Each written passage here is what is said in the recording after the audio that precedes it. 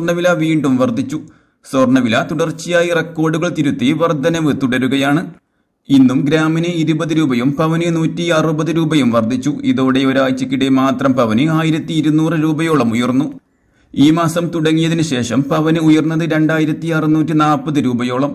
ഈ മാസം തുടങ്ങുമ്പോൾ പവന് 53,360 രൂപയുണ്ടായിരുന്ന സ്വർണ്ണവിലയാണ് ഇപ്പോൾ 2640 രൂപയോളം വർദ്ധിച്ചത്. അന്താരാഷ്ട്ര വിപണിയിൽ സ്വർണ്ണവില അടിക്കടി വർദ്ധിക്കുന്നതാണ് സംസ്ഥാനത്തും സ്വർണ്ണവില തുടർച്ചയായി വർദ്ധിക്കാൻ കാരണം.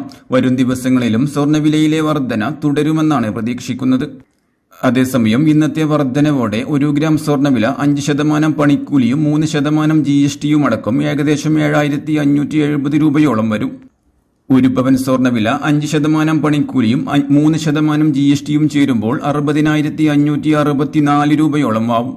പണിക്കൂലിയിൽ ഉണ്ടാവുന്ന വർധനവ് അനുസരിച്ച് സ്വർണ്ണാഭരണങ്ങൾ വാങ്ങുമ്പോൾ ഉപഭോക്താവ് നൽകേണ്ടി വരിക ഇതിലും കൂടുതലായിരിക്കും.